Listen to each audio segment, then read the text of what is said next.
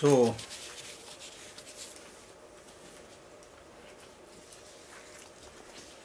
to be like a conjurer, a magician, means that during the post-meditative session or in all your activities, you should do whatever you're doing with awareness. So that's the meaning.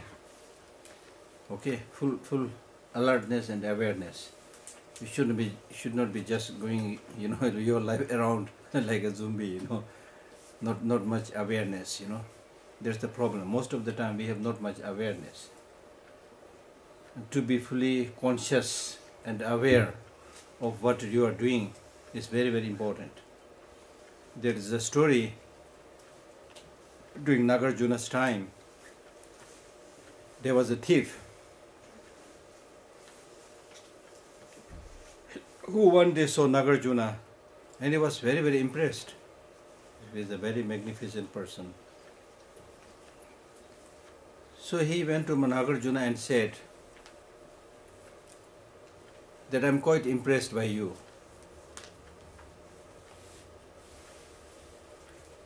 So except one thing, I will do whatever you say. That one thing is because I am a thief, I cannot stop stealing. I'm used with that. It's very difficult for me to stop that. So that I want to do. I cannot stop. Apart from that, whatever you say, I will do. The Nagarjuna said, I'm not asking you to not to steal. Do whatever you like. Do whatever you like. But since you asked me to tell you one thing, so I'll tell you one thing. That although I am not thief, I am not stealing, but I am not asking you not to steal. Okay? But you do one thing, as you asked me to do, say something. Even when you are stealing, or whatever else you are doing, you do that with full awareness. With full awareness. So the thief felt, well, this is quite simple. No problem. But next time he went to steal from the king's palace, he reached the treasure house. Diamonds and golds, whatever, they were all lying there. He could, by stealing those things, become rich for the rest of his life. But then he remembered Nagarjuna's instruction that even when you steal with full awareness. So he tried to maintain that awareness what he is doing.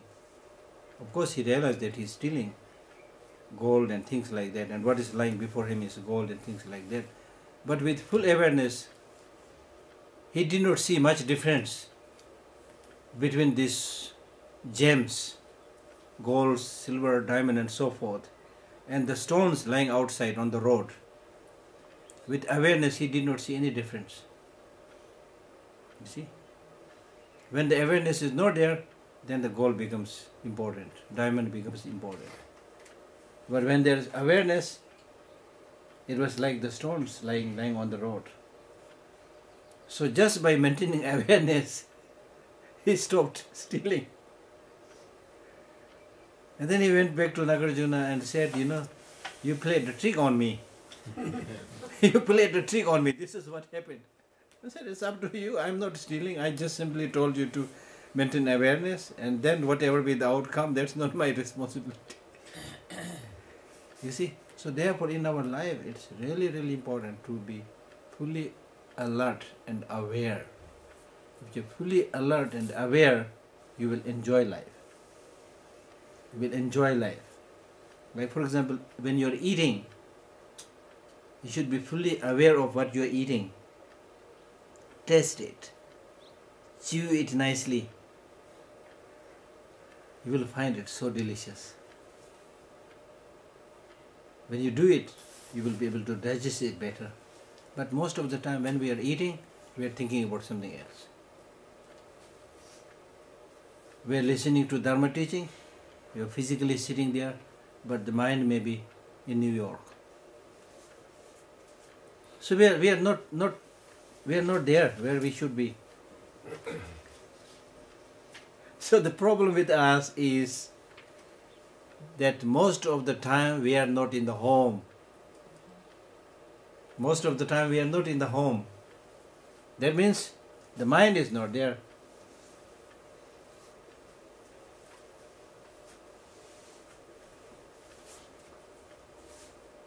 So somebody must be in the home to look after yourself. So that somebody means your awareness, your presence of the mind must be there inside you all the time. If you have that, then you will do everything properly and correctly. If you don't have that, then how can you enjoy what you see, because there's nobody in the home?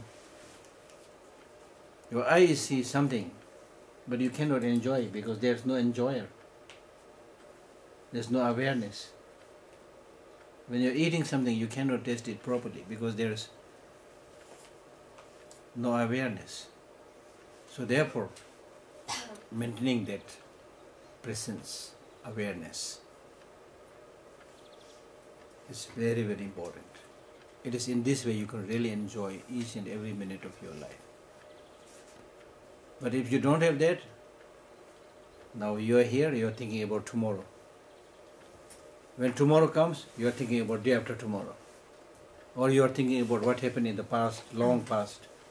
I mean, the past is gone. Why you are thinking so much about that? It was a dream. Why you are thinking so much about the dream? So most of the time we are either thinking about the past or about the future, not able to enjoy the present. So live in the present. If you live in the present, you will be able to take care of the future automatically. Past is something more or less dead. It is gone. We can learn something from the experiences. Apart from that, there is no use. There are some people who always think about what happened in the past. For example, if something very unpleasant thing happened, then they keep on brooding, thinking over that. It has happened in the past, but still you are suffering. It doesn't make any sense. That's gone. That's a dream. You see? So now every day you have a fresh life. So enjoy that. Be in the present, okay? So full awareness is very, very important. So do not behave as if you have no thinking or no mind, You're led around by everybody according to their wish, and you have no choice. Don't lead a life like that. So that's what he's saying when he talks about maintaining awareness during the post-meditative period. So you should act with awareness and act with mindfulness, and whatever comes within the focus of the senses, you should immediately be able to see them as another dream, another illusion. Now, like an illusion, like in a dream, does not mean that you cannot enjoy. Even in the dream, you enjoy. Even in the dream, you suffer. Okay? But the point is, since it is a dream, it is not worthwhile to develop too much grasping over it. That's what I am saying.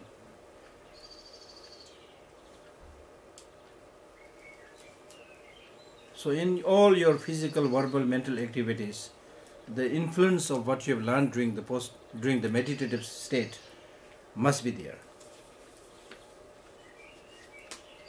So the next is meditation on the conventional bodhicitta, the practice of exchanging oneself for others.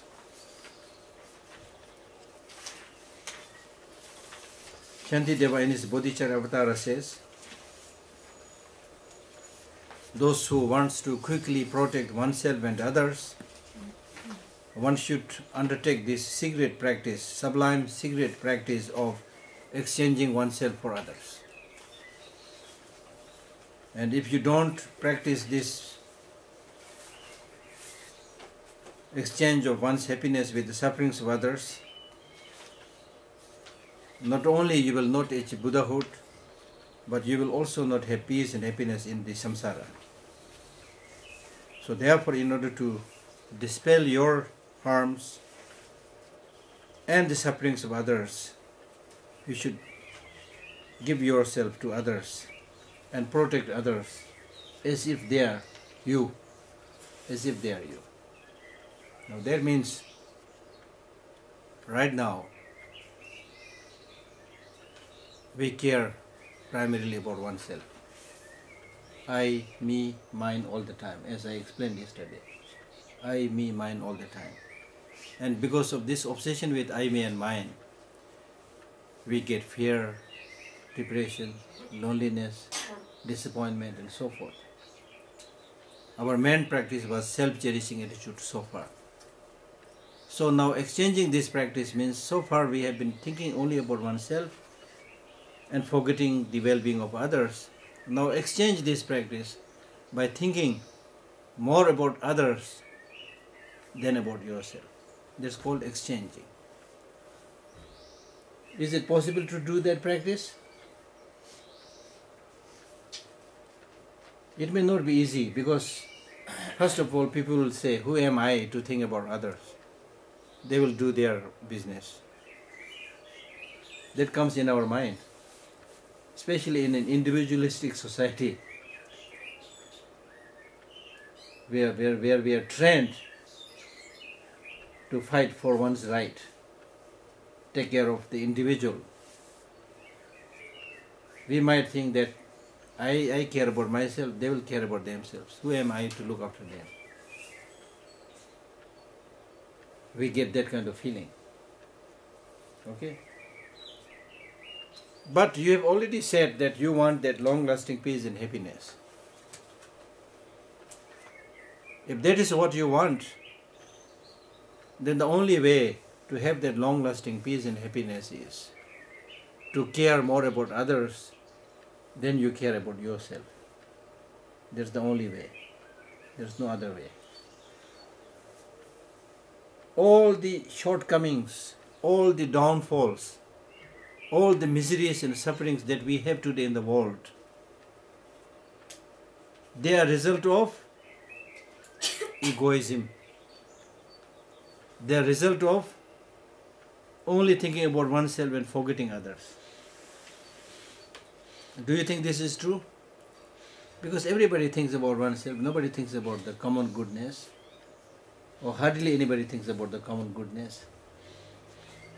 Now, even in the family, if the father thinks only about himself, not about the wife or the children, the wife thinks only about herself and not about the children and husband, how can the family have harmony and happiness and peace? So similarly, in the wider circle also, the more we only think about oneself and forget the rest, it will be impossible to get that long-lasting peace and happiness that we desire. Okay, so therefore in Buddhism, this altruistic attitude or bodhicitta is seen as the most supreme best mind. So therefore we are talking about cultivating that conventional bodhicitta, where you aspire to become a Buddha for the benefit of all suffering sentient beings. Where you aspire to become a Buddha for the benefit of all sentient beings. Where you call all other sentient beings as your mother sentient beings. It makes perfect sense because one, they might have been your mother, brother, sister and so forth in past many lives. You have no idea how many lives you have already taken. Number two, even in this life, all the things that you have at your disposal as facilities, as enjoyments, they all come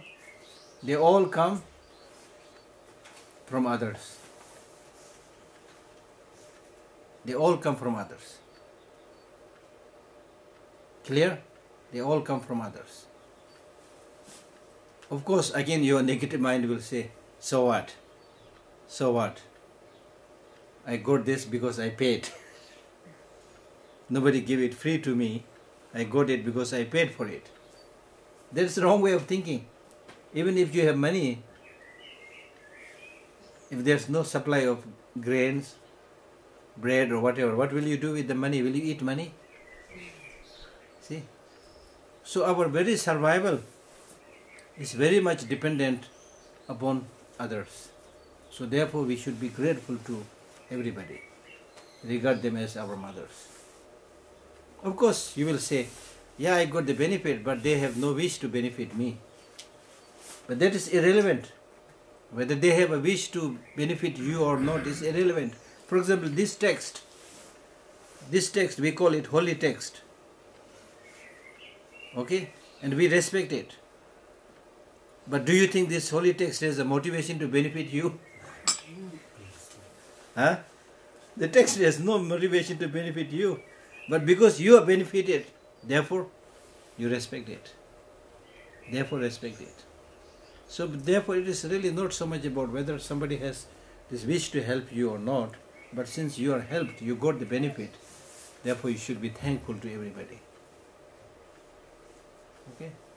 And because of this very closely interdependent world of us today, we cannot survive without being depending upon others, without being cared by others. Okay? So therefore, the best way of repaying their kindness is to remember them as your mother, or father, because some people may have bad experience with mother or father, So whoever is kind, So normally mother is a good example. How much the mother takes care of the child since from the birth, lot of hard work, lot of selfless service.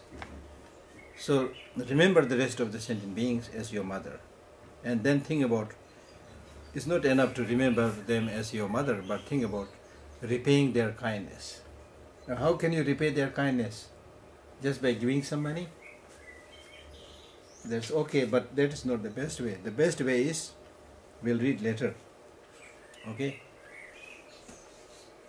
So in this case of the practice of cultivation of conventional bodhicitta, also this is done in two ways. One practice is done during the meditative state, and the second is during the post-meditative state. Now the text talks about how to do the practice.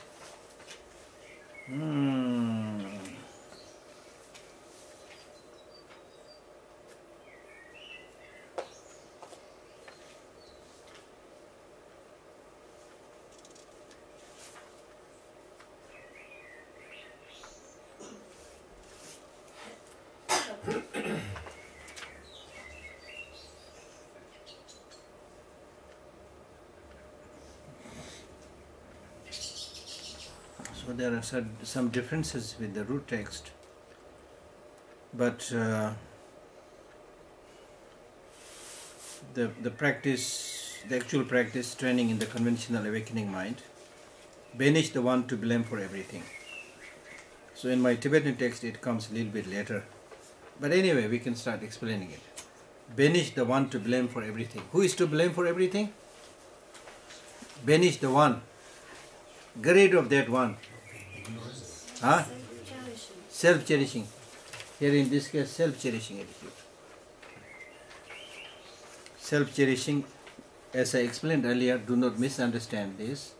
Self-cherishing means thinking just about oneself and completely ignoring the well-being of others. It does not mean to say that you don't take care of yourself. Because yesterday I said, take care. Okay, take care. So banish the one to blame for everything. So if this self-cherishing attitude where you think just about yourself and completely neglect and ignore the well-being of others, so that should be blamed and that should be banished. That should be kicked out from the headquarters of your mind. Okay? Banish the one to blame for everything. And meditate on the great kindness of all sentient beings, as I already explained. Okay, I don't need to explain this one. You know all this. Practice a combination of giving and taking. So therefore, in this practice of conventional bodhicitta, during the meditative state, you do a combined practice of giving and taking. That means having seated on the comfortable meditation seat, you should imagine the kind mother sentient beings in front of yourself, and then first meditate on loving kindness towards them. Loving kindness means thinking, how nice if all these mother sentient beings meet with happiness. Then meditate on compassion, which thinks, how nice if all these sentient beings are without suffering. Compassion says, loving kindness says, how nice if they all meet with happiness. Compassion says, how nice if they're all without suffering. Clear? Okay? So first meditate on loving kindness and then compassion. And then you should think the actual reality, that this mother, right from the beginning of my coming into this world, she has been kind because she had given me this precious human life. And not only she had given me this precious human life, but she also ensured not to ruin this life. She protected this life. How much a mother works to protect the life of a helpless baby. After the birth of the baby is so helpless that the baby is even not able to lift his or her head for 6 months. You see, not like other animal. The babies of other animal, they after a few short time they all move and go quickly. You see. But human beings take 6 months to be able to lift the head. Okay? But the mother is always there taking care of you. Okay? And not only that, she was responsible for making me meet with good things, including Buddhist practice or whatever, good things. And she tried her best, according to her knowledge, to do the best for you. She cared about you. She worried about you. She planned for your future, going to a school, university, whatever, marriage, whatever, you know. She takes the whole responsibility. And this is not only this time, but from beginningless time when she had acted my mother, she had looked at me with a loving eye. Because the mother's way of looking at the child is different. It's real love. And with her compassion, she always cared about me and always protect me from harm and what is not beneficial. And she tried her best to bring me benefit and long-lasting peace and happiness. So therefore, you should think that my mother is really, really kind to me. My mother is an example, but any other relative, you see. Otherwise the fathers will get angry, you see. So whoever has been kind to you. I mean, in this case we are talking about all mother sentient beings. But you can take the present mother as an example because you have experience with that one. And when you think in this way, then naturally you feel so moved with her kindness that tears will come from your eyes. The hairs on your body will rise. So you meditate until to that point. But then you reflect on the actual state of the mother now. She is in the samsara. And she is in the samsara for a long time. And during all those times when she was in the samsara, she was helping me all the time. Although she herself has a lot of limitations, because somebody who is in the samsara has a lot of limitations and problems. But despite that, she always tried to help me as much as possible. And therefore she is now suffering in the samsara, suffering with all kinds of problems, difficulties. Therefore, I really feel for her. In this way, you should develop a very strong compassion. Very strong compassion. And not only thinking in this way, but if you look at the reality of everybody, you see, number one, we are born to die, as I already explained. Death is imminent and it can come any time. So in that sense, we are very fragile, number one. We are fragile, and on top of that fragility, we are also experiencing lot of sufferings day by day. We are struggling in our life. Whatever it is, we are struggling. So when you see this, naturally you will develop some kind of concern, you see. And I had this experience one time when I was traveling with a Tibetan doctor, personal physician to His Holiness Dalai Lama, many years back. I traveled with him to all the Scandinavian countries. So when the patients came to consult the doctor, before they consulted the doctor, they all looked very nice, nicely decorated, wearing nice clothes, and also coming, in a very impressive manner. So they looked impressive. But when they sat down in front of the doctor and started the consultation, almost everybody had 3, 4, 5 different kind of illnesses. Almost everybody in front of the doctor. You see? So that is the plight of all of us. Doesn't matter how much we pretend that we are somebody, but we have all these problems, difficulties, fragility, you see. And when you see this, naturally you will develop some kind of concern, some kind of compassion, you see. It will happen. For example, when you see a very sick person or somebody who is, lying in a pool of blood, don't you develop some concern? Don't you develop some concern? Doesn't matter whether you are practitioner or not practitioner, but you develop some concern because you are able to witness the suffering of that person. You see. Similarly, even in the ordinary case, that person may not be lying in a pool of blood, but still somebody who has thought about the fragility, the impermanence, the problems and sufferings of everybody. Everybody has a suffering, everybody has a problem. So when you see this, naturally you will develop some kind of concern and compassion. So it's only a question of properly understanding the situation of all of us. When you understand that, you feel closer to that person.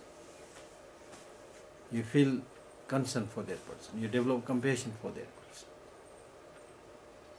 And His Holiness the Dalai Lama says that the kind of compassion that we ordinarily develop is more or less a very superficial compassion.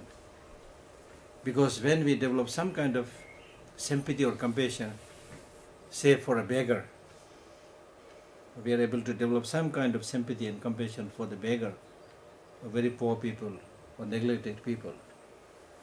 But as soon as we see somebody who is glamorous, who is a celebrity, who is a president, who is a prime minister, who is an actor, actress, who is a rich man, then we have no sign of compassion for that person.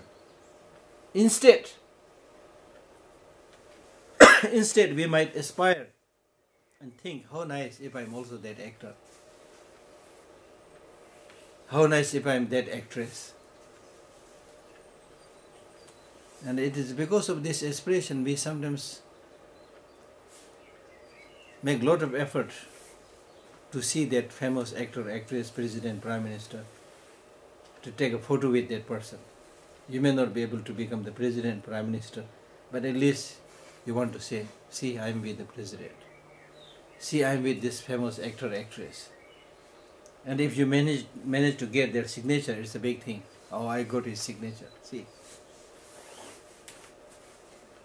So you have no trace of compassion for these people, because your understanding of the reality of life of everybody is